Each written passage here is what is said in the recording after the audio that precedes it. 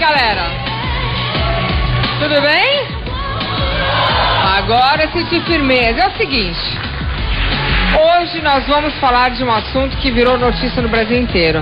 A excomunhão do Padre Beto. Vocês ouviram falar, né? Todo mundo aqui lê jornal. Então, ele não aceitou voltar atrás de suas polêmicas opiniões sobre a postura da Igreja Católica, que é a igreja que ele fez os votos. Então, no que ele fez algumas revelações, ele falou da sua posição, e depois a Igreja Católica falou, você tem que voltar atrás. Ele falou, eu não volto, e ele foi excomungado. Então, parece que foi um escândalo religioso, e ele vai estar aqui no nosso palco para explicar. Ele foi em pouquíssimos lugares, então é quase como uma entrevista inédita. Eu estou amando poder entender o que aconteceu, porque é raro um padre discordar tanto de uma religião que ele escolheu, ok? Então ele vai contar os detalhes que estão aí por trás dessa decisão da igreja também. Então não saio daí, que o Super Pop de hoje está super polêmico, do jeitinho que a gente gosta, do jeitinho que os outros programas imitam. Rola aí! O Cristo abraçaria um homossexual sem nenhuma discriminação. Padre Beto conta tudo sobre a excomunhão no palco do Super Pop. Foi tudo muito rápido e na minha opinião, é de uma insensatez muito grande. Entenda os bastidores do assunto que virou destaque na mídia. O aborto, ele pode ser feito até que a criança tenha o funcionamento do córtex cerebral. Conheça as opiniões polêmicas do padre que discorda da Igreja Católica. Eu acho que os homossexuais, eles têm o direito à bênção. Eu faria a bênção de um casamento gay. Entramos em um culto evangélico ministrado por pastoras lésbicas. De chegaram para mim e falaram, por que você anda com a Bíblia? Porque a Bíblia é a minha arma de guerra. Não saia daí, o Super Pop de hoje está imperdível. Porque a Igreja Católica, ela é homofóbica, só que ela não assume.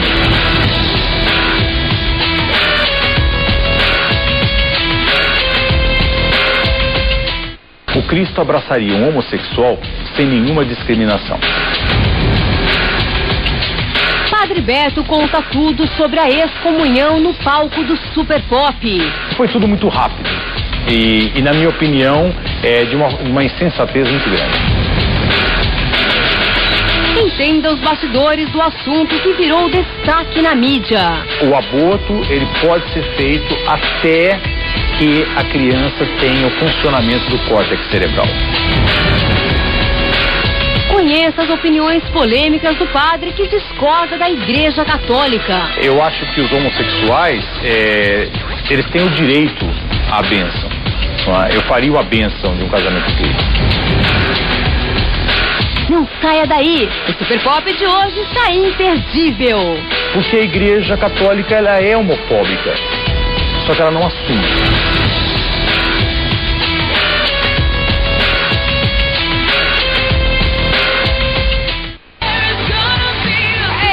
Estamos de volta e hoje o programa está realmente muito curioso. Aliás, nós, né, que somos o maior país católico do mundo, com mais de 120 milhões de fiéis, depois do Vaticano, é claro, se viu em um novo escândalo religioso.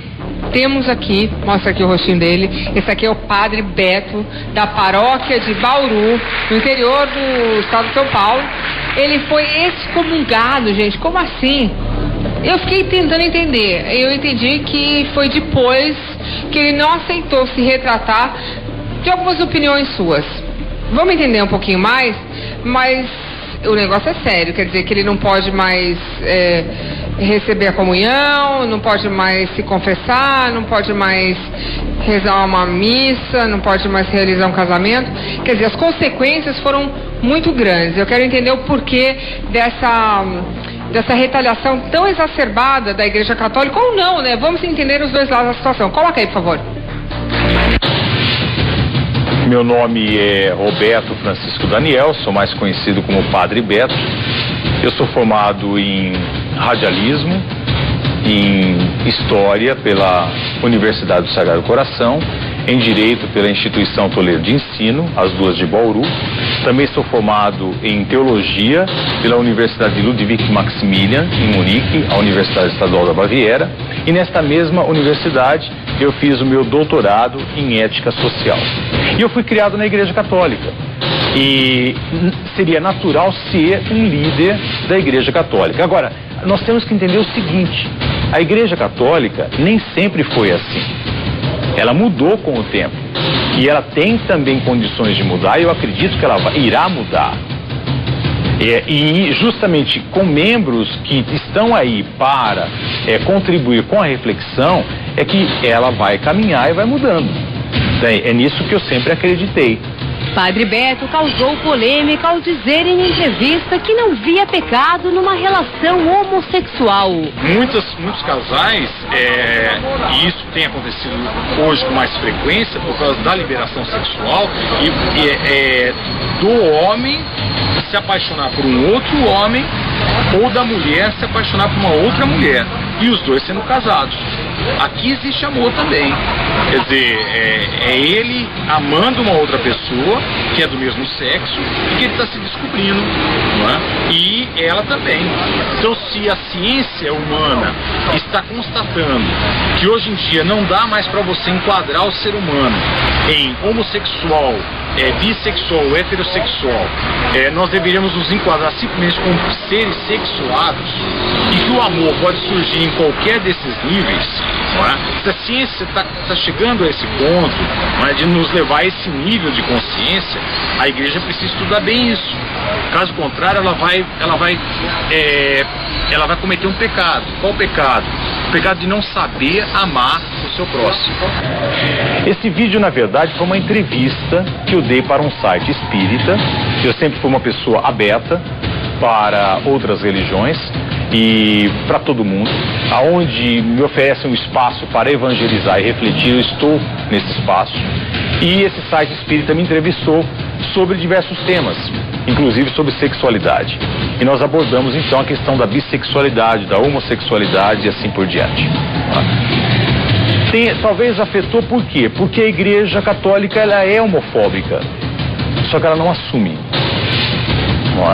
Ela é contra a sexualidade do homossexual. Ela aceita o homossexual, mas não aceita a sua homossexualidade. Isso para mim é homofobia.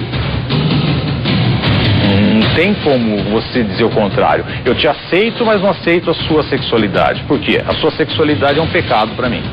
Após ser chamado pelo bispo de Bauru, no interior de São Paulo, ele não quis se retratar em público e foi excomungado.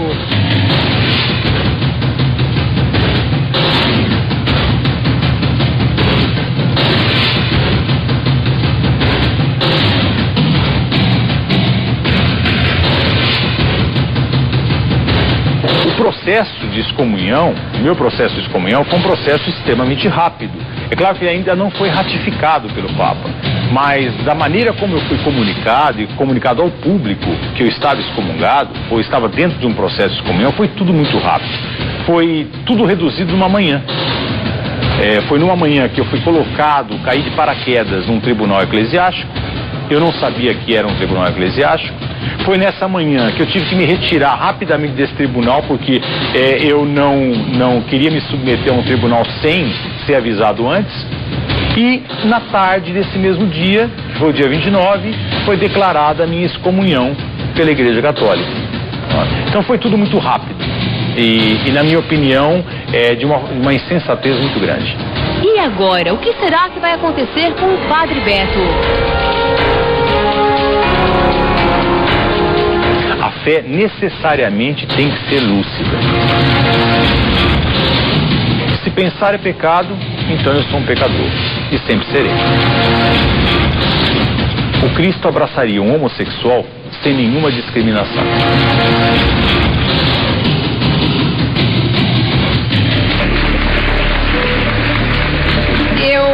Eu tô aqui então com o Padre Beto e realmente eu tô com um pepino, viu, Padre Beto? Você é uma pessoa que vai me trazer dor de cabeça. Eu queria agradecer a sua presença. Muito obrigada. É um prazer muito grande estar aqui com você, Luciana, perto de você, perto desse público maravilhoso e com os telespectadores. Muito obrigado. Vamos começar do comecinho, literalmente. Deixa eu entender uma coisa. Você, só para Jesus abraçaria todos, é isso? Com certeza. É isso, eu não posso discordar. Eu não sei nem o que você vai falar daqui pra frente, mas eu acredito que Jesus, sem ser qualquer religião, vamos lembrar da pessoa Jesus. Era uma pessoa tão boa, né? Todo mundo sabe que era uma coisa assim, uma luz. Eu acho que ele abraçaria todo mundo. Agora eu não sei do que vem depois, mas ele realmente pregava o amor. Eu não consigo imaginar Jesus recriminando ninguém. Isso aí é uma sensação minha. Então essa tua frase, realmente, eu tenho que concordar. Agora me explica como tudo aconteceu, por favor. Bom, desde que eu cheguei no Brasil, na minha diocese, quer dizer, eu fiz 10 anos de estudos na Alemanha, uma graduação e uma pós-graduação, um doutorado, e então eu vim com a consciência de contribuir com reflexões e tentar fazer com que as pessoas pensem sobre sua fé, sobre a sua igreja, sobre o que é ser igreja no mundo e assim por diante. Então eu venho aproveitando os espaços da mídia e aproveitando os espaços da internet para essas reflexões. Mas você é padre? Eu sou padre. Ok, sempre quis ser padre. Mas procuro sempre estar junto com a sociedade, na sociedade, e aproveitando os meios de comunicação que essa sociedade me oferece. E usando a religiosidade para trazer fiéis, para trazer o amor, para falar a palavra de Deus. Com certeza. Entendi. Então, esse vídeo, por exemplo, foi uma entrevista que um grupo espírita tem lá em Bauru, um site, né? E eles me procuraram para a gente bater um papo sobre diversas questões. Não é? Então, eu sempre estive aberto para questionamentos e discussões. Então são pensamentos ou reflexões que nós fazemos livremente, não é? E que não atingem nenhum dogma exatamente da Igreja Católica, mas regras morais que nós ainda temos e que mantemos, mas que nós precisamos sentar e repensar sobre essas regras. E é necessário. Mas, um por debate. exemplo, você sendo um padre, você estaria ali expressando algumas opiniões suas. Sim. Que são diferentes das opiniões da Igreja Católica. É a mesma coisa que eu chegar aqui e começar a falar, não estou nem concordando nem discordando, eu chegar aqui na Rede TV e começar a falar do que, para quem eu vou votar para presidente. Quer dizer, eu estaria indo contra as regras da emissora de onde eu trabalho. Você não sabia que ia ficar um negócio feio pro seu lado? Eu sabia sim, com certeza. Porque eu sempre... Você quis comprar a briga. Exatamente. O que eu quis fazer não é comprar briga. Eu quis contribuir para que a igreja fosse uma sociedade dialogal. Quer dizer, não é somente os teólogos dentro de uma cúpula que devem refletir sobre o que nós estamos vivendo como igreja, mas todos os cristãos, todos os fiéis devem refletir juntos e contribuir com um debate. Como aconteceu mais ou menos com o Concílio Vaticano II. Foram enviadas cartas para todas as dioceses, questionários, os leigos, o laicato contribuiu com isso, não é? E o concílio foi realizado de uma forma que todos refletissem. Assim deveria caminhar a nossa igreja também, como um grande debate. Você gosta de ser padre? Eu amo ser padre. Sempre quis ser padre? Sempre, não. Eu decidi ser padre com os meus 25. Você namorou antes? Namorei antes. Tinha namoradas? Tinha namoradas. Bom, antes eu fiz história, né? Eu fiz o curso de história, depois direito, trabalhei como professor. Só estudar? Na rede estadual de ensino. Quando é que namorou? Namorei também. Na faculdade? Na faculdade. Na minha adolescência também. E como é que resolve ser padre? Acorda um dia e fala assim... Foi um processo longo, né, de discernimento. E depois eu acabei fazendo retiros espirituais em Itaici, com os jesuítas, e isso me ajudou muito no discernimento do que eu gostaria de ser para preencher um sentido na minha vida, ou dar um sentido à minha vida. Ok, eu vou apresentar os meus outros convidados, eu estou cheio de perguntas, mas eu tenho certeza que eles também podem me ajudar. Obrigada, legal. Roberto. Eu vou falar boa noite para o Dr. Jorge Pinheiro, ele é professor doutor em Ciências da Religião pela Faculdade de Teologia da UMESP e pela Faculdade de Teologia, nossa, muita coisa, Faculdade da Teologia de Montpellier, na França, pós-doutor em Ciências da Religião, esse entende. Boa noite, Dr. Jorge. Tudo bem? Boa noite, é um prazer estar contigo. Bem-vindo. Não trouxe a Bíblia aí no iPad, que agora está na moda? Está no iPad. Ó. Muito obrigada pela presença. Tá tudo aí, ó. Eu agradeço. Tá na cabeça também, né? Não precisa. Na cabeça, claro. Estudou tanto. Eu vou falar boa noite pro pai Cyrus, ele é um bandista. E no caso do pai Cyrus, a religião dele não tem nenhum preconceito contra com a diversidade sexual, é isso? É verdade. A Umbanda, ela tem um entendimento muito determinante referente à homossexualidade. E Cada um faz o que quer. E não sobre o cada um faz o que casamento? quer, mas ela aceita e Cada um faz o entende que a quer. liberdade de cada um, com certeza. Então, por exemplo, se você poderia fazer um casamento entre duas mulheres. Naturalmente. Ok. Como, por exemplo, as minhas próximas convidadas, a pastora Lana Holder e a pastora Rosânia Rocha, são pastoras da comunidade Cidade de Refúgio. É isso. Tudo bem? Prazer estar aqui, Luciana. Bem-vindas. Obrigada. Muito bom estar aqui de novo e podendo falar um pouquinho do que Deus pode fazer na vida de tanta gente que foi excluída. Muito obrigada. Vocês, eu estou vendo que existe ali um contato mais físico. Vocês são casal? Esposa. Ok. Esposa e pastoras de uma igreja, obviamente, que aceita Exatamente. a diversidade, a condição, sei lá, tem que chamar politicamente o amor entre Sem seres dúvida. humanos, porque esse negócio tem tanto nome agora que a gente fica com medo, né? Eu não, porque eu não tenho preconceito, mas eu digo assim, você quer tentar falar do jeitinho certo, o amor, que aceita o amor. Com certeza. Muito bem. E eu vou falar boa noite também para o pastor Roberto Cruvinel, ele é pastor há 20 anos pela Assembleia de Deus, Ministério Pleroma? Pleroma, uma palavra grega, plenitude. Entendi. Ministério Pleroma? Isso. Muito bem. Acredita que o homossexual merece respeito, porém diz que o homossexualismo é homossexualidade, eu acho, mas é pecado, de acordo com a Bíblia, é isso? Boa noite, Luciana, boa noite a Bem-vindo. todos os companheiros presentes. Obrigada pela presença. Me sinto lisonjeado de estar aqui, né? Eu sou o menor entre todos e eu sou um pastor do pentecostalismo clássico. O que é isso? Pentecostalismo clássico, nós entendemos a Bíblia e o movimento pentecostal. Jesus Cristo salva, cura, liberta, batiza no Espírito Santo e vai levar o povo para o céu. Entendi. Com relação à questão que eu asseverei, que eu coloquei, eu acredito que todo ser humano deve ser respeitado. É o que a Bíblia ensina. Pouco tempo Jesus faria isso. Então eu vou fazer o seguinte, eu vou começar a entender um pouquinho esses pontos tão polêmicos que o padre Beto criou ao dar essas entrevistas e infelizmente ou felizmente, não sei como é que ele se sente, ele acabou sendo excomungado. Coloca aí, por favor, para a gente poder discutir com os meus convidados.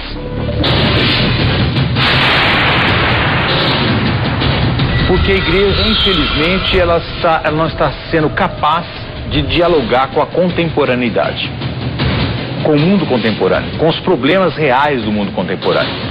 Ela nem trata da questão, como nós dialogamos aqui, a questão da moral sexual, como também nem de questões polêmicas no âmbito social, que ela deveria bater de frente. Sabia que a Igreja Católica era assim e que o livro ali, aquele livro bastante antigo, que lá na época de Constantino foi escolhido, que a gente sabe que existem talvez algumas outras Bíblias, mas você sabe melhor que eu, você escolheu ser padre católico, você podia ter escolhido ter ido para uma igreja que aceita as suas opiniões. Por que depois de estudar tanto, você abraçou o sacerdócio, já tinha tido namorado, e foi falar um monte de coisa sabendo que ia acabar pegando pro seu lado? Por que não escolheu uma outra igreja? Veja, Luciana, não. Eu sou católico, nasci católico e gostaria de permanecer católico. Agora, eu cresci numa igreja católica na década de 70 e 80, onde o debate era permitido, onde nós tínhamos uma atmosfera de debate muito bom. Era uma igreja onde nós tínhamos homens como Dom Pedro Casaldáliga, Dom Paulo Evaristo Arnes, Dom Mauro Morelli, Dom Ivo Loscheiter, enfim, nós tínhamos expoentes na CNBB, como também em outros níveis que nos permitiam debater. Por exemplo, eu aprendi cidadania... Você parece um novinho. Eu tenho 47 anos. É novinho. Eu aprendi cidadania não na escola. Na escola eu aprendi moral e cívica. Na igreja eu aprendi cidadania e aprendi numa catequese onde nós podíamos questionar, debater, e nós sentimos um ambiente muito mais livre do que a própria escola. Pois não, padre? Padre Beto, E, em primeiro lugar, parabéns. Concordo com o colega pela sua coragem. Eu conheci essa igreja católica. Eu me lembro de expoentes. Eu estudei na Universidade Católica do Rio de Janeiro, nesta época. Então, efervescência, abertura, algo fantástico. Mas existe uma coisa: as divisões, as separações na Igreja Católica sempre aconteceram. Padres fantásticos deixaram a Igreja Católica, e eu me lembro aqui que marcou a história do movimento presbiteriano no Brasil, que foi Manuel da Conceição. Talvez não existisse a Igreja Presbiteriana se não fosse Manuel da Conceição. E eu me pergunto, o padre não tinha um grupo de apoio? O padre está solitário nas suas colocações? Ou seja, toda a sua angústia, toda a sua reflexão vai se perder porque não há um grupo de apoio? É um questionamento para mim? É uma pergunta. Eu acho que eu não estou sozinho. Eu acho que muitos padres pensam como eu. Apenas eles não se sentem livres para entrar no debate e conversar livremente. Veja bem, eu às vezes me sinto, e vou ser bem sincero com o senhor. Com você. Obrigado. Como uma vítima de um certo estelionato. Veja bem, eu cresci numa igreja, entrei para o seminário numa igreja, e aí em 91 fui para a Alemanha. E lá encontrei uma igreja bastante... Eu estava na Alemanha em 91. Hã? Eu estava morando na Alemanha em 91. Ah, é? Então, nós éramos contemporâneos, então. Em Munique e Hamburgo. Munique. Ah, tá vendo? Devia conhecer você lá. E lá encontrei uma igreja bastante arejada também, em termos de debate. Bom, eu passei 10 anos por lá. E uma igreja de lá que valorizava muito a teologia latino-americana. E a postura das SEBs, a postura das comunidades eclesiais de base, assim por diante. Aí eu voltei em 2001. Quando eu voltei em 2001... Você e eu. Você também? Gente, tá me perseguindo esse padre, hein? Chegou a Luciana, chegou o Beto, pro Brasil. E aí eu encontrei uma igreja bastante dogmática. Veja bem, eu penso numa igreja dogmática, não numa igreja que tem dogmas, mas uma igreja que não discute os seus dogmas ou suas regras. Roberto, desculpa, tem que falar a linguagem do povo aqui. Legal. Você tá sozinho, você foi excomungado. Você tem alguém para te ajudar na igreja católica? Agora ferrou, você não vai poder ajudar mais. Você está solitário ou você linguagem pode popular. Dizer, atrás de mim há 500 padres foi largado. Que vão se manifestar, Pronto, e aí? Que vão te defender. Você tem alguém para te ajudar? Tem um grupo lá que te ajuda? Eu espero que sim. Mas você não viu antes? Mas você não viu antes? Você tinha um grupo, um pessoal que te ajuda? Não. Não foi orquestrado? Não, porque o meu objetivo não é montar nenhum movimento na igreja revolucionário, na verdade. Você não quer provocar uma revolução. Se você quer discutir dentro da igreja católica ou dentro de qualquer outra igreja, você não consegue nada se você estiver sozinho. Tem que você vai ser aquela tal voz que clama no deserto. E aí se ninguém vai mais te ouvir. Mas, veja bem, em Bauru, por exemplo, eu tenho uma comunidade muito grande que dialoga comigo. Não é? São padres e são leigos que dialogam comigo. E você pode continuar fazendo isso agora? Posso, só que agora não mais no âmbito da igreja, né? Quer dizer, veja bem, valeu a pena? O processo... tudo que eu fiz até hoje valeu a pena. Eu não me arrependo de nada. Mas, por exemplo, quando você fazia uma missa, você não podia falar tudo isso que você falou. Eu tive que tomar um pouco mais de cuidado porque eu estava numa homilia. Eu vi num vídeo seu um ecletismo até religioso. Isso é verdade? Você estava se levantando contra doutrinas milenares estabelecidas pela Igreja Romana. Se não estava, o que você estava fazendo? Eu não vejo nem como um ecletismo, não como um ecletismo, mas eu acho que houve uma sensibilização da parte dele em observar que se haveria necessidade dele se manifestar, mesmo que seja solo, mas com a intenção de trazer à tona que tem que andar conforme a carruagem. E a carruagem está andando e as coisas não estão andando junto. Era reflexão ou contestação? Veja bem. A carruagem está parada e o mundo está andando. Em primeiro lugar, eu acho que eu não estou sozinho. não é? Segundo lugar, não é contestação, é simplesmente uma liberdade de reflexão. É procurar realmente entender como a palavra de Deus e a palavra de Deus que está na Bíblia pode ser aplicada nos dias de hoje. E também procurar entender que nem tudo que está na Bíblia pode ser considerada hoje palavra de Deus. Tem muitas coisas na Bíblia. Então quer dizer que você coloca que a Bíblia, ela contém a palavra, e não é a palavra. Ela contém a palavra de Deus. Dentro do segmento evangélico pentecostal, nós acreditamos que ela é a palavra de Deus. Todinha. E deve ser interpretada. Obviamente, Jesus não ensinou antropofagia. Quando ele diz, quem não come da minha carne, não beber do meu sangue, não tem parte comigo. Mas nas questões que você cita, que são pontuais. Por exemplo, no casamento, a bênção ou casamento homossexual. A questão não é se você deve ou não respeitar, você deve respeitar qualquer pessoa. Agora, a Igreja Católica Romana, ela é contra. A Igreja Evangélica também é contra. Não a dela, a Igreja Evangélica Tradicional, pastora Alana Holder, tá? Eu até vou citar a pastora Alana Holder, né? Alguém disse, não chama de Alana, não, pastora Alana Holder. Não fui eu que lhe dei o título e nem eu posso lhe tirar. A questão, eu gostei dele, ele é democrático. Eu tenho que respeitar, mesmo divergindo. A questão é o seguinte, se a Igreja Católica, ela diz, não pode, e você numa reflexão, não dá a entender, você coloca a questão, não, eu acredito que pode. Se acredita que pode, por que ficar aonde você não crê naquilo que é? Posso falar só uma coisa rapidinho? Pode, você não falou nada, pode falar.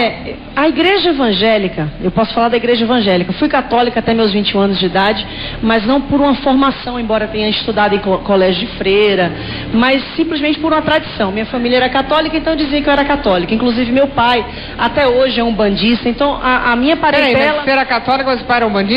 Meu pai era ubandista, até hoje. Entendi. Mas a minha família, a maior parte dela era católica, depois veio a se converter, foi quando eu me converti. Então eu posso falar com propriedade da igreja evangélica em si.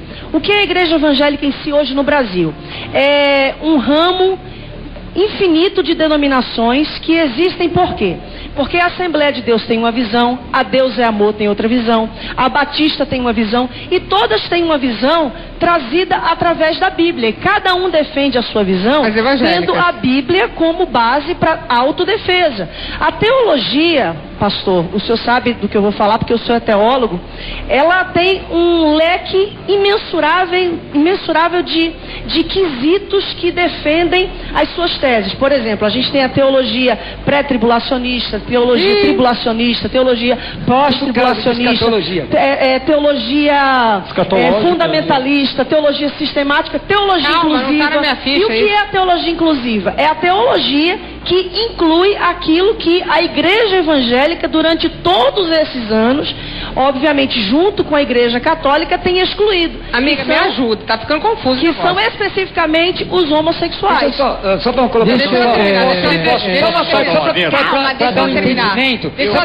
só terminar. Inclusive, quando eu falo sobre isso, eu falo do aspecto que eu aprendi essa teologia, qual o Senhor crê e defende, e eu comecei a questioná-la gradativamente, assim como o Padre Beto começou a questionar a teologia católica. E assim como a Umbanda também entende. E eu comecei a descobrir que tudo aquilo que a teologia sistemática que me apresentaram a respeito da questão da homossexualidade, tudo que a igreja evangélica começou a me apresentar como uma probabilidade de mudança na minha orientação sexual, que foi tudo que eu fiz e o que eu não obtive o resultado que a igreja disse que eu obteria, me levou a questionar. Deixa eu entender, você tentou desvirar. Tentei deixar de ser o que eu era por acreditar que eu iria para o inferno. Deixa ela terminar. E por eu acreditar que eu iria para o inferno pelo fato de ser homossexual. Aí fui buscar a cura, fui buscar a libertação, porque tem igreja que diz que é demônio, tem igreja que diz que é doença. A igreja ainda não se decidiu na realidade quanto a isso. A igreja a única certeza que a igreja evangélica é que na verdade é pecado. Deixa eu só concluir. Como esse pecado se dá? A diferença. Tem condenação. A diferença. Só queria colocar um detalhe aqui. Padre Beto tem razão em querer discutir e repensar as doutrinas católicas, porque em 1400 anos, muita coisa mudou. É um exemplo que todo mundo vai se lembrar. A questão do purgatório. Boa. Houve uma mudança. Purgatório? Antigamente tinha o limbo. E agora não tem mais o limbo pátrio, o limbo infanto. Não, as coisas mudam. A escravidão era defendida pela Bíblia. As coisas mudam dentro da Igreja Católica. Então ele tinha... estava certo em pensar, bom, eu vou colocar em discussão tais coisas. É nesse... Professor, ele não está louco. Mas é um absurdo. Eu quero colocar um adendo. Só uma colocação de... Só um momento, eu padre. falei muito pouco, deixa eu só colocar um adendo. Veja bem, eu não estou saindo da Igreja Católica. Apenas a Igreja Católica de Bauru, a igreja particular de Bauru, tomou um posicionamento. O Papa ainda não definiu nada. Não. Foi o bispo de Bauru que tomou um posicionamento, que eu não posso dizer que isso representa a Igreja Católica frente à minha pessoa. Peraí, mas o Papa pode reverter isso? O Papa pode dizer, não, eu não ratifico isso. Demora isso ou é que eu nem não sei exatamente se o padre sabe, eu não sou canonista. É que nem a justiça brasileira ou é mais rápido? Como é o processo? O direito canônico. É que nem a justiça brasileira, que demora bastante, ou é rápido o negócio? Não, é rápido. Depende do caso. Depende do caso e do interesse do Papa, do próprio interesse. Agora, por exemplo... Se for querer a justiça brasileira, daqui 20 anos você não está esperando o resultado. É rápido porque é do interesse da igreja defender os seus dogmas. Por isso que é rápido. Não, ele pode mudar de igreja. Se ele vai para a Alemanha, isso daí caduca. Deixa eu só fazer... Peraí. É coisinha rápida. Calma. Olha, deixa ele falar. A gente não pode esquecer uma coisa. A gente está fazendo uma avaliação aqui da inerrância bíblica. Ela está certa, ela está errada. Observe só que muitas religiões tendem a basear o que fazem e as suas ações espirituais até tentando se justificar na Bíblia, porque o Ocidente é cristão, em sua maioria. Mas tem que se atualizar. Tem que estar pronto para atingir a moçada que está sempre em expação. E veja bem, tem uma outra Bíblia. Não, mas existe uma Bíblia atualizada, porém, eu não posso aceitar, por exemplo, que Jesus não ama o homossexual por causa da A questão de amar é uma coisa. A Bíblia diz que Deus amou o mundo. Veja bem, pastor. Só uma colocação. Mas se ele amou, por que é pro inferno? Dentro daquilo que a pastora Alana colocou. No ponto de vista evangélico, embora tenha... Mas se ele amava, por que as pessoas vão para o inferno? Não entendi. Se ele amava tanto, por que as pessoas vão para o inferno? Porque a Bíblia também diz que o homem ele é responsável por seus atos. Uma questão é amor sem responsabilidade. Não é opção, pastor. Deixa eu fazer uma colocação. Mas não foi Jesus que escreveu a Bíblia também. Obrigado. Sexualidade não é opção. Mas eu vou lhe dizer o que eu penso sobre isso. Não é comportamento. Deixa eu dizer para o senhor o que eu penso sobre isso. Comportamento. Primeiro, respondendo a pastora Alana, no meu ponto de vista, no ponto de vista do cristianismo clássico, existem regras de fé que são inalienáveis. Embora exista pré-tribulacionismo, mid-tribulacionismo, existem regras de fé que são inalienáveis. Por exemplo, Jesus nasceu da Virgem Maria. Isso é inalienável. O senhor não crê nisso? Claro. O homem pecador longe de Deus. O senhor não crê nisso? O homem arrependido, perto de Deus, é aquele que invocar o nome do Senhor será salvo. Peraí, mas isso eu não entendi. Então, pede desculpa e teu perdão. Pede desculpa, teu perdão. Pede desculpa, teu perdão. O que eu estou dizendo, Luciana, é que existem regras de fé dentro do cristianismo que são inalienáveis, que não podem ser questionadas. Perfeito. Por quê? Agora, eu posso dizer, determinada igreja que não se enquadra disso, pastor, não é cristianismo. Tudo bem. Segura, Padre Beto, que a gente vai falar justamente das suas posições. Coloca aí.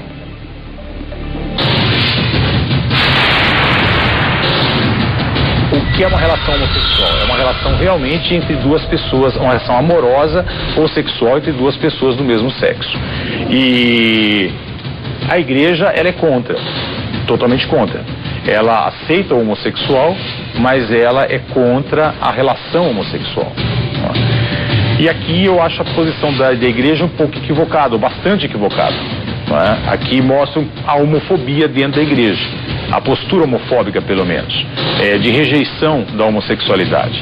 E aqui eu não consigo entender. Por quê? Porque duas pessoas adultas que se amam e que desejam que uma tenha vida e a outra também, querem contribuir juntas, uma para a existência da outra, onde é que está o pecado aqui? Eu não consigo entender.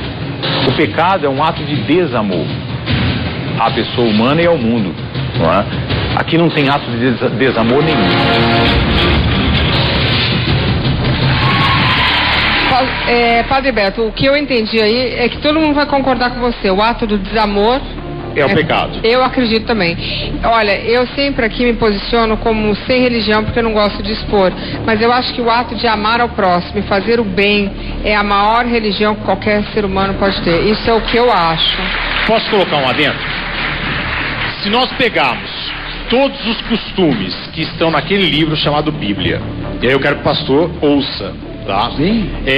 Se nós pegarmos todos os costumes que tem naquela Bíblia, não é? Nós vamos enxergar muitos costumes de desamor. Tipo, Paulo fala assim, Paulo, Novo Testamento, a cabeça do homem é Jesus Cristo, a cabeça da mulher é o homem.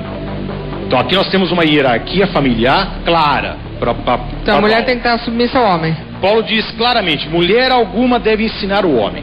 Então eu tô aqui pecando. Exatamente. Ou então, ou qualquer professora, ou qualquer pastora. Eu já tava presidente da República. Presidente da República, a exatamente. Dilma, então? Ou então Paulo fala assim, pastor, ouça.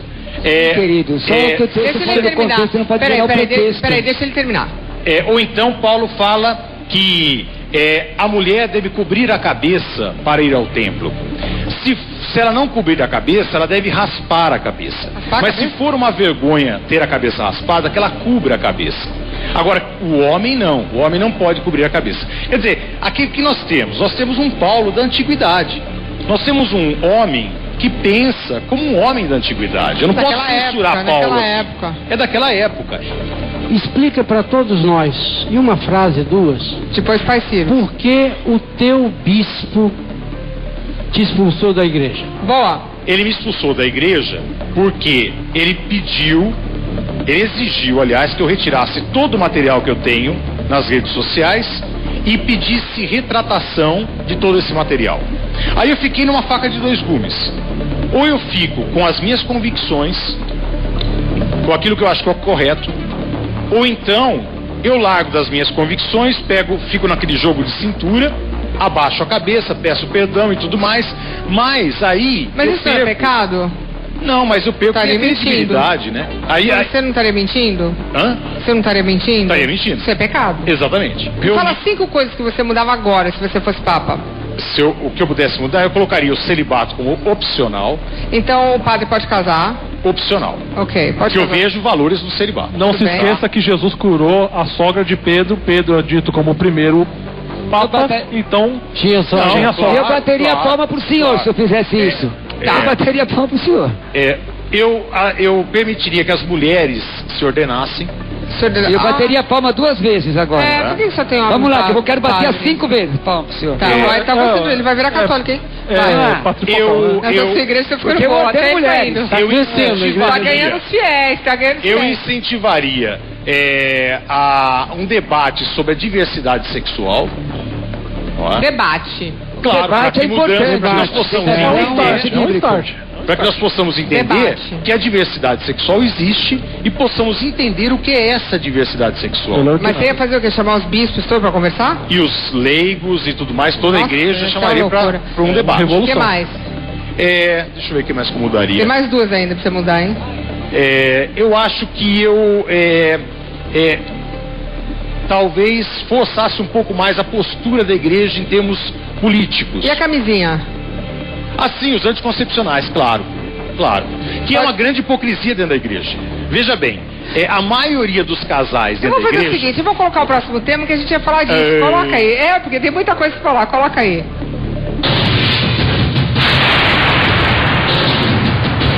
A igreja é contra a relação homossexual. É claro que ela é contra ao casamento gay. Ela não daria bênção ao casamento gay. Não é? Eu acho que ela tem que revisar essa questão. Eu acho que os homossexuais, eles têm o direito à bênção. Eu faria a bênção de um casamento gay, normalmente, tranquilamente. Por quê? Porque são 2 pessoas que se amam. E onde há amor, Deus está presente.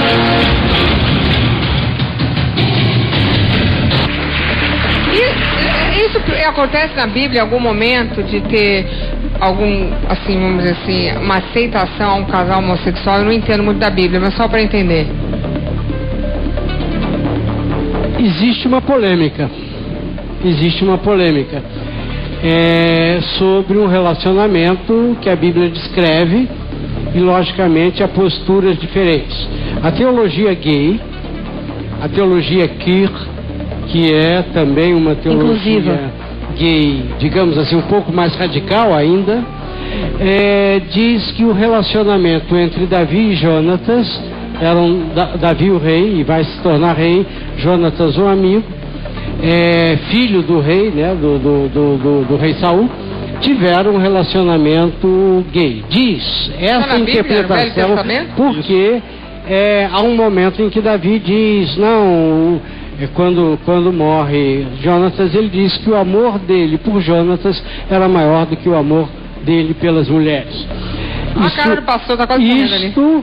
Não, eu estou ouvindo. Eu estou dizendo colocando que é uma interpretação. Não, eu não estou interpretando. Eu estou dizendo, a teologia gay afirma que aí há uma prova de homossexualidade entre os dois.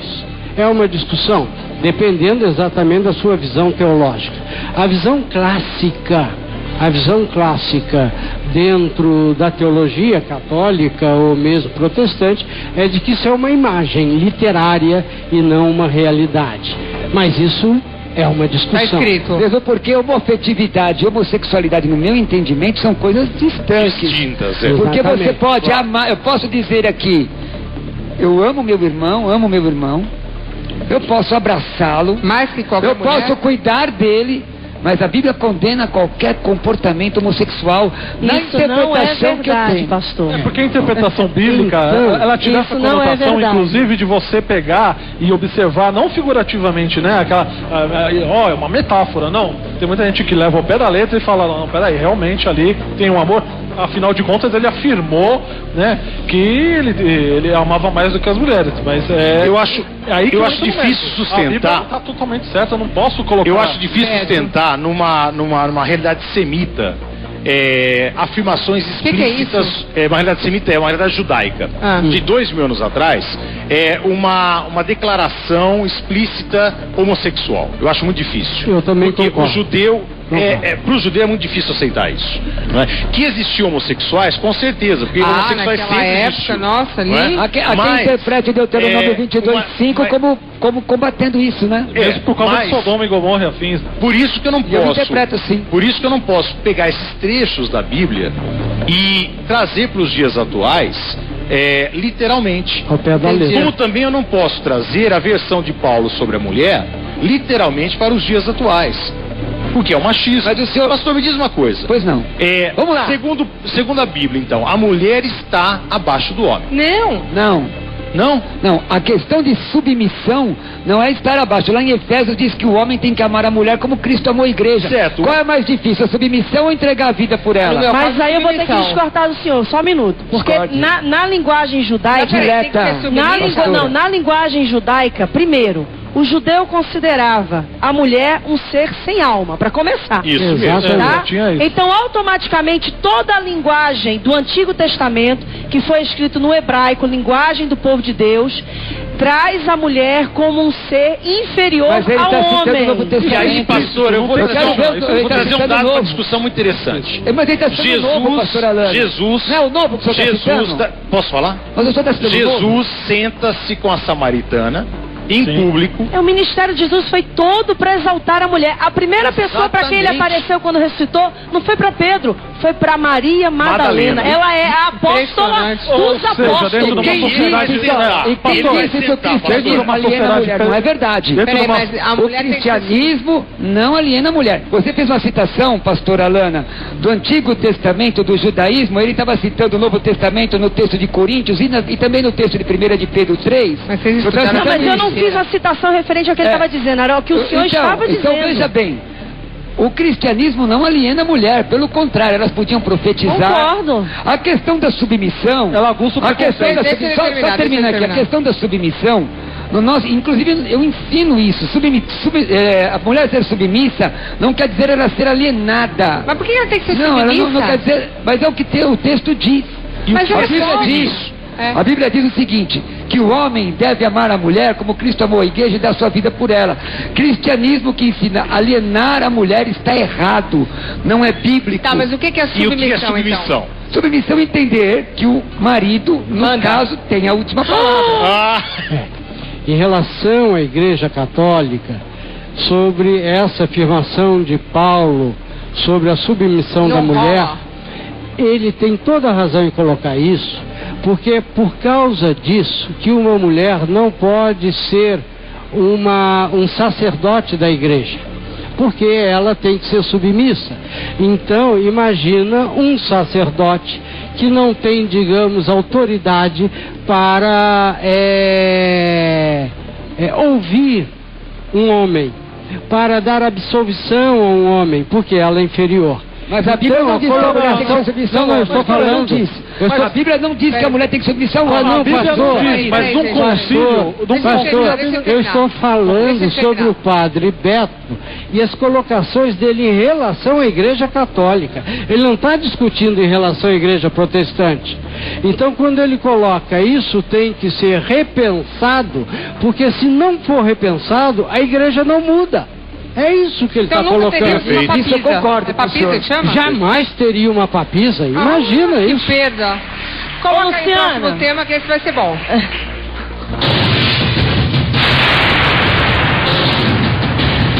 Para a igreja, o aborto é totalmente proibido, em qualquer situação. E a partir da fecundação, o nascituro tem que ser protegido. Não pode haver o aborto. Na minha opinião, essa postura tem que ser revista. O aborto, ele pode ser feito até que a criança tenha o funcionamento do córtex cerebral, ou seja, do cérebro. Antes do funcionamento do cérebro, do córtex cerebral, o que nós temos? Nós temos um processo biológico. Esse processo biológico é um organismo humano vivo, é material humano vivo, claro, é material humano vivo, mas não é uma pessoa humana. Não é um ser que interage. E um espermatozoide é um material humano vivo? É um material humano vivo, correto? Se o espermatozoide estiver morto, ele não fecunda, ele é vivo, não é? Mas eu não posso afirmar, através daí, que uma masturbação é um genocídio. Isso seria um absurdo, correto? A mesma coisa é um processo biológico, não é? Que vai até o funcionamento do córtex cerebral. A partir do funcionamento do córtex cerebral tem uma pessoa humana. Aqui, qualquer aborto seria semelhante a um assassinato. Mesmo porque o óbito é dado quando? Quando a morte cerebral. Não é com a parada cardíaca, com a morte cerebral. Aqui eu já não tenho mais a pessoa humana. Mas padre, como é que o senhor vai falar que o senhor é a favor do aborto? O senhor era padre de uma igreja católica. Mas eu sou um padre pensante da Igreja Católica. Mas o senhor escolheu uma religião que não aceita o aborto. Mas que não é estática. Mas no seu ela está caso sempre em discussão. Ela está sempre em discussão. Nunca vi essa discussão e ninguém falando eu isso. já vi várias vezes. Em portas fechadas, né? Só em caráter de curiosidade, há um estudo dentro da Umbanda. Eu não estou nem criticando, não. Eu só estou dizendo que a religião que o senhor abraça, que você abraçou... Não é que eu abracei, na qual eu fui criado. Mas você escolheu também. Você tinha namorados, aí você escolheu. Você não quis ser pastor evangélico. Luciana, claro, não. Luciana, a gente observa, a gente tem observado com muitos clarividentes... Na sua religião, vocês aceitam o aborto?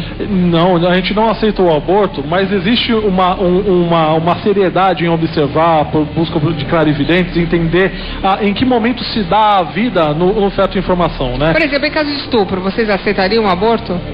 A gente não aceitaria o aborto em nenhuma circunstância, né? A morte, você matar um ser vivo é algo chocante e é vida. Então, na verdade, existe ainda um estudo, um aprofundamento para estabelecer uma circunstância efetiva. Mas o que a gente observa é que a vida em si, ela só é inserida através de clarividentes, isso é a crença humanista, que a vida só é estabelecida no feto a partir justamente desse mérito do córtex, porque aí sim ela começa a estabelecer uma independência cuja ela está incubada, né?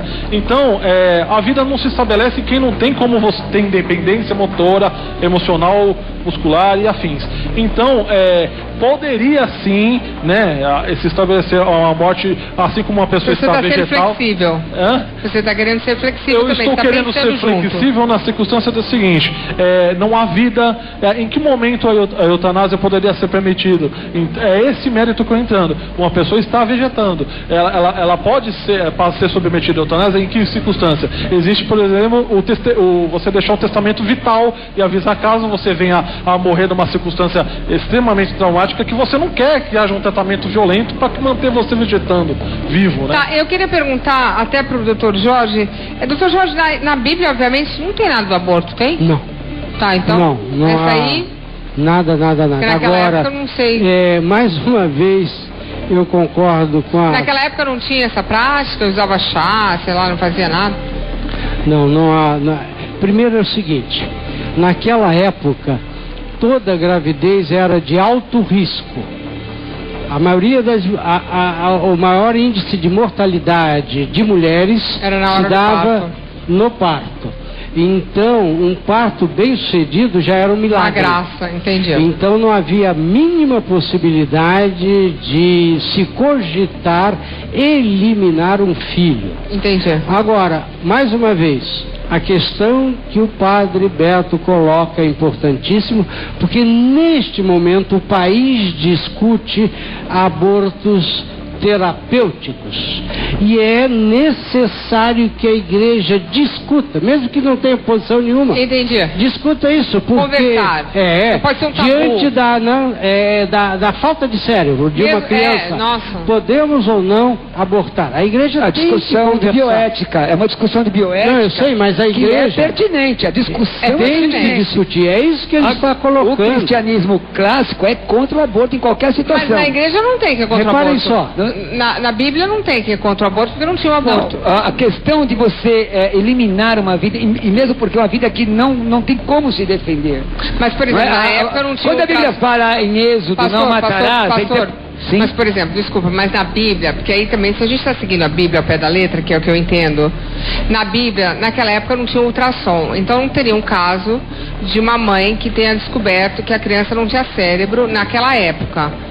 Então, essa circunstância não existia. Essa é uma discussão bioética que é importante, mas então vamos dizer que essa situação era uma situação que não existia. Isso o conceito que nós chegamos hoje... A minha pergunta é assim, isso naquela época não existia. Não. Quer dizer, provavelmente existia, mas não era provado antes da criança nascer. Não tinha como você diagnosticar isso. Exato. Então não dá para dizer que era proibido, porque se não existia a situação, mas o princípio talvez seja outro. Existe um texto aqui que também é polêmico, que é o texto de Êxodo 20, quando a Bíblia diz não matarás.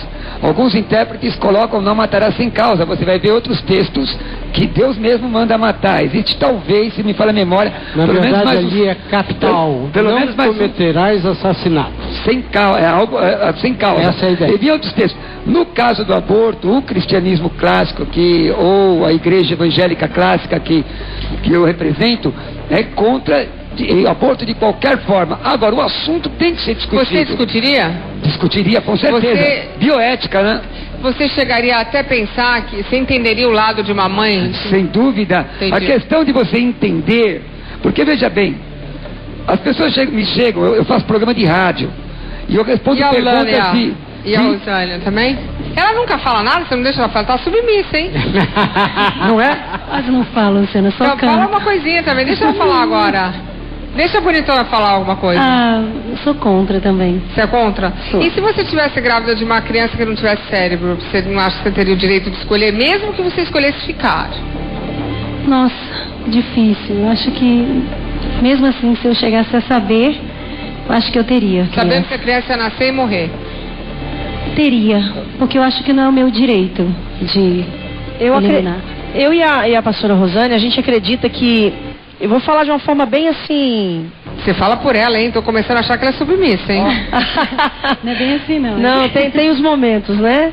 Mas eu acredito que o aborto, ele é uma versão satânica do sacrifício de Jesus. Nossa, eu gosto pesado isso aí. Exatamente, assim como Deus deu o seu único filho, sacrificou o seu único filho. Eu acredito que muitas pessoas... Mas se Deus fez isso, não é ruim, né? Não, porque ele fez para salvar a humanidade. Mas e no caso de uma mãe, para salvar o filho, mas aí é que tá, aí é que tá. Deus, ele é o único, eu não tô nem concordando. ele é o único que tem o direito de tirar e dar a vida. Por isso que eu acredito que o aborto, sob circunstância nenhuma, você perguntou se no caso de um estupro. Eu acredito que o aborto só poderia ser aceito no caso de um estupro se o estrupador também fosse condenado à morte. Porque se a criança é condenada à morte porque ela é fruto de um estupro, então o estrupador também deveria ser condicionado à pena de morte. Nos Estados Unidos o negócio é mais sério. Voltando olho por olho e dente por dente do Antigo Testamento. Eu não estou dizendo que discorde de você. Não, eu sei, eu tô falando, se é para condicionar a criança a isso, deveria se condicionar também o que eu tô vendo aqui é que o debate é muito bom. Aí a gente volta pro Padre Beto. Por que só pelo debate já foi excomungado? Porque eu acho que o debate é uma coisa altamente saudável. Eu acho que todos nós, e todas as religiões, eu tô vendo aqui todo mundo debatendo, conversando, filosofando. É isso que é a religião, não é isso? Talvez não é isso, por causa das opiniões. É isso que provoca transcendência. O ser humano transcende e amadurece a partir do momento de troca de ideias. Pois não, doutor? Padre Beto, se um outro bispo te convidar para a diocese dele, o senhor aceitaria voltar a ser padre? Com certeza. Ele gosta de isso ser padre. Deixa eu falar, por que você não muda e não pode ir para uma igreja mais flexível, mais liberal? Por exemplo, a igreja da Lana e da Rosane, eles aceitam. Quer ver? Coloca aí a igreja delas. O negócio é mais... Mas ele é católico. Eu sou católico. Eu nasci... Eu quero morrer católico. Vamos supor que eu seja realmente excomungado. Pelo Papa. Mas essas coisas que você está falando... Você sabe o que eu vou fazer? O quê? Chorar? Eu vou continuar sendo católico, no meu coração, vou continuar sendo docente e um teólogo. E vou tentar refletir sobre fé cristã e... Luciana... Peraí, vou colocar a igreja dela... Só uma coisa, isso é muito importante, porque um padre nunca deixa de ser padre. E se ele virar... Não, ele pode ser excomungado e ele continua padre. E vou viver como padre. Não, aí ele pode fazer sobre isso, mas padre ele não deixa de ser. Exatamente. Olha, isso é interessantíssimo. Viu, Luciana? E eu vou continuar vivendo como padre. Coloca aí a igreja das moças, da Lana e da pastora Rosânia, pra eu entender. De repente o senhor ia ficar mais feliz num lugar um pouco mais liberal. Coloca aí. Espírito Santo de Deus, o quanto que você o deseja. Fala, Espírito Santo de Deus, que todas as coisas é pra Ele, é por Ele. Quarta-feira, 8 horas da noite. Em poucos minutos irá começar o culto evangélico na Igreja Cidade de Refúgio. Mas ao invés de um pastor, quem irá realizar a celebração são duas pastoras homossexuais.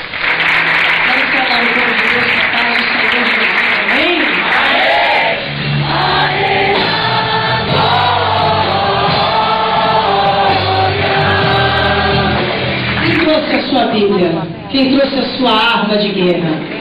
Aleluia. Já chegaram para mim e falaram, por que você anda com a Bíblia? Porque a Bíblia é a minha arma de guerra. A história que nós estávamos vivendo era a história de muitos outros iguais a nós. Pessoas que tinham desejo de fazer parte da igreja, de adorar a Deus, de louvar, de cantar, de exercer um ministério, mas não podiam por causa da sua orientação sexual, assim como nós. Então nós descobrimos que a necessidade da inclusão era muito grande. Por isso que nasceu a Cidade de Refúgio. Quem sabe nessa noite para adorar o Senhor Jesus? Essa noite você está aqui para adorar o Senhor. Vocês que sabem, várias pessoas aqui foram excluídas de outros lugares, é isso? A Cidade de Refúgio, a gente, claro que 90% dos nossos membros são casais de rapazes, de moças, mas também não é uma igreja que levanta uma bandeira gay. É uma igreja que acolhe a todos, héteros, trans. Então nós somos um grupo, uma família mesmo envolvida ali, independente de raça, cor, orientação sexual, quem dizer. Eu posso! Porque a Bíblia diz que eu posso. A Bíblia diz que eu posso. Eu tenho. Porque a Bíblia diz que eu tenho. A Bíblia diz que eu tenho. E eu vou. Para onde a Bíblia diz que eu vou. Só quem crê nisso não glória a Deus. Aleluia, glória a Jesus. A Paloma e a Aline se casaram aqui na igreja, é isso, meninas? Isso mesmo. Como é que foi? No ano de 2011, no mês de setembro. Sim. Foi maravilhoso, foi um dos momentos mágicos, um dos melhores momentos da nossa vida. As famílias presentes.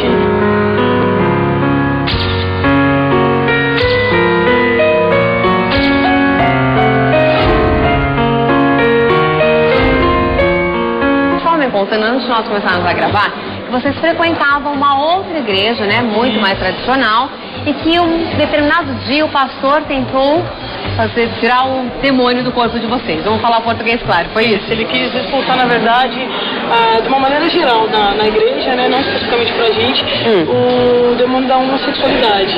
Entendi. Depois desse dia a gente falou, não, a gente precisa ser o que a gente é, um casal servindo a Deus, e não duas pessoas vivendo uma coisa no banco de uma igreja e, na verdade, não sendo isso, né? Exatamente, a gente quer a gente optou por uma vida livre, sem máscaras e sem hipocrisia, servindo a Deus da maneira como nós somos. Foi aí que a gente começou a procurar uma igreja. A gente não sabia da existência de uma igreja evangélica inclusiva na época, e um amigo falou do nascimento da Cidade Refúgio, isso há quase 2 anos atrás, e a gente veio visitar um mês, quando a igreja tinha um mês de vida.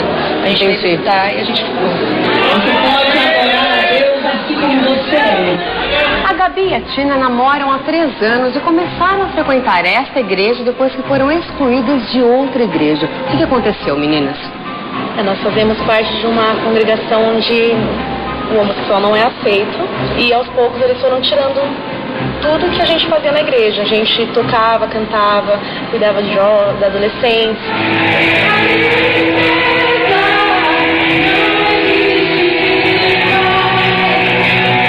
E aí a gente falou, então a gente prefere sair. Aí se afastamos da igreja até conhecer a Cidade de Refúgio.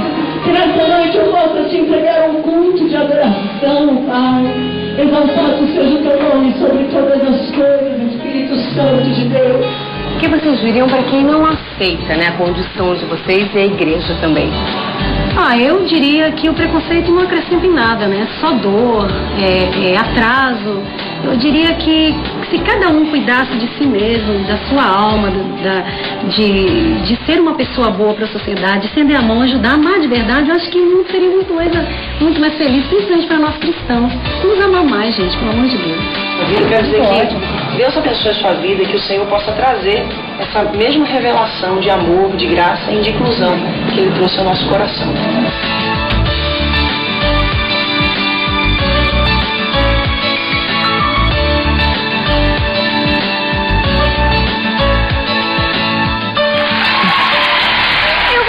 Ali, muito bonito, a história toda, o culto é bonito. Agora, interessante, vocês são bem liberais em algumas coisas e já em outras já mais... Na realidade, é até interessante a gente falar sobre isso, porque as pessoas têm aquela visão assim, igreja inclusiva, a igreja que aceita os homossexuais, ou então o rótulo igreja gay, como muitas pessoas usam. É uma igreja onde tudo é liberado. Isso é uma visão completamente distorcida e errada da igreja inclusiva. A nossa igreja, ela tem todos os requisitos doutrinários de uma Assembleia de Deus, de uma batista, de uma presbiteriana. Fala comigo, não. A única diferença da nossa igreja é que nós aceitamos os casais homoafetivos. Inclusive, ensinamos a eles, até discordando do padre, com todo respeito, de que o casamento, inclusive entre homossexuais, entre casais homoafetivos, só deve acontecer depois do casamento. O quer dizer, o sexo? Sim. Peraí, gente, agora isso eu quero perguntar. Eu também acho tudo lindo e maravilhoso. Eu acho... Mas e se casar e na hora do bambambam não gostar? Olha, eu costumo usar a expressão assim, quando você realmente casa com uma pessoa, que você tem convicção que é de Deus, você não precisa fazer o test drive. Vamos ver como é que é, se presta ou não. E se chegar lá na hora e não gostar? Olha, eu duvido que não goste, viu? Eu duvido que não goste. Se for de Deus, se for realmente algo preparado por Deus, vai ser bênção. Não, mas se você tem essa igreja que tem uma flexibilidade maior que as outras, pode ter uma terceira igreja que possa liberar tudo, que aí o negócio vai cada um, né? Mas aí é que entra a questão do liberalismo, da libertinagem. A pessoa quer tentar antes de casar. Agora deixa eu te falar uma coisa. Por exemplo, a igreja inclusive, ela tem um grande problema. Qual é o problema? O casamento só foi liberado agora. O casamento entre homossexuais só foi liberado agora. Então você estava em pecado antes? Não, como é que nós fazíamos até então? Se uma pessoa, ela já estivesse vivendo debaixo do mesmo teto com uma outra pessoa, ela já era considerada casada. Então se eu mudar no dia seguinte, pode? no conceito de que seja algo que você tenha como consciência de que é um relacionamento que você quer levar pela sua vida inteira. Mas é sempre assim que você casa, de divorciar. Na realidade, ninguém casa pensando em divorciar. Então, ninguém casa pensando em separar. A gente casa pensando em dar certo. É, claro. Né? Com Luciana, certeza. deixa eu fazer uma colocação. Até Henrique VIII achava isso, né? Até ele resolver que tinha que mudar a religião porque não deu certo. Luciana, deixa eu fazer uma colocação aqui, que é até importante isso para tirar um tabu com relação aos evangélicos clássicos. O fato da pessoa ser homossexual, telespectador, não quer dizer que ela seja promíscua. Não. Taxar alguém de promíscuo porque é homossexual é uma infantilidade. Eu gostei dele. Dizer que o homossexual é academicamente despreparado também é um sabe, não tem fundamentação. Olha as a questão aqui. Não é essa. Mas isso é uma maturidade sua, meu querido. Deixa eu só terminar, que não, igual a mim, tem alguns milhares de pastores que ensinam isso. Olha, que bom, a questão é que se o homossexual é parceiro de uma só pessoa, mesmo assim, dentro do que nós entendemos de interpretação bíblica, de exegese bíblica, isso é pecado. Eu não posso dizer, viu, pastora Alana, que a senhora é promíscua. Eu seria leviano se eu fizer, não conheço sua vida, não me parece ser. Se eu disser isso, eu estou incorrendo num pecado de julgamento. Todavia, a prática da homossexualidade dentro daquilo que nós entendemos é pecado, entendeu? Eu queria fazer essa colocação, porque muitas vezes aliam a homossexualidade, dizendo que o evangélico acha que todo mundo é pecado. O maior problema do evangélico é que ele acha que a homossexualidade, o homossexual, ele fez uma opção. E ninguém escolhe ser gay. Depois dos comerciais. Paulo, se pudesse deixar aqui meu site, posso? Manda lá.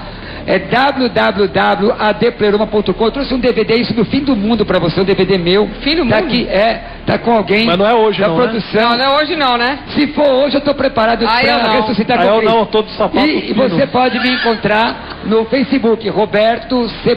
Cruvinel. E Sem cutucar, ele não vai cutucar. Deus abençoe. Muito obrigada mesmo, Maravilha. viu? Queria agradecer a pastora Alana Holder, a pastora Rosânia Rocha. Luciana, a gente trouxe um DVD pra você. A gente, mas ela não fala, né? Você não deixa ela falar. A homoafetividade e a Bíblia. É tudo sobre o que a Bíblia fala a respeito da homossexualidade. Eu vou falar o site então, vai. Não. Então, jesuscidaderefugio.com.br. E o meu Face também. Você não lá cutuca? eu cutuco. Você lá. cutuca? Cutuco. É pecado. Não é nada. Ela deixa você cutucar? Deixa, né? Ela também participa Ela só do meu cutuca Facebook. pra bênção. Meu Facebook é uma bênção. Só rola Jesus lá. Qual é o Facebook? Rosânia Rocha. Ok, obrigada. Eu queria agradecer o Pai Ciro. Você também está cutucando, Pai Ciro? Opa, com certeza. Primeiramente eu queria agradecer a casa, a Rede TV, sempre de braços abertos, trazendo a diversidade à tona. E também... Cutuco, e eu queria deixar aqui o Face. Eu sou dirigente da tenda de Umbanda Luz da Aurora e o meu Facebook é Sacerdote Ciros. Muito obrigada. O Jorge também está cutucando? Sem dúvida. E faz tempo. Beto. Manda lá. Jorge Pinheiro. Ô Beto, eu vou te falar uma coisa. Padre Beto. Fale. Você também cutuca? Eu cutuco também. Eu queria inclusive deixar aqui o meu site, então é www.padrebeto.com.br e deixar os títulos dos meus livros. Eu tenho 2 livros publicados pela editora Nobel, um é o Sem Medo de Voar e o outro é o Faça uma Revolução Possível. E eu também tenho o último livro que eu publiquei pela editora Ideia, que é o Palavras de Vida, que é um pouco de uma interpretação dos evangelhos para os dias atuais. Mãe, eu queria agradecer a todos, mas esse seu segundo livro, Faça uma Revolução Possível, é interessante, porque essa revolução que o senhor criou tá me parecendo um pouco impossível para o momento, mas eu queria desejar boa sorte. Eu acho que qualquer discussão saudável e não escondida só traz a todos benfeitorias, porque as pessoas pensam, e pensar é uma bênção. Agora, que estão todos no pecado lá no culto, está todo mundo no pecado. Queria agradecer a todos. E meu marido está em casa, eu estou de saia, então também estou no pecado. Obrigada a todos. E agora, sem brincadeira, amar ao próximo, respeitar ao próximo. Isso é muito importante. Vamos lembrar disso todos os dias. Obrigada.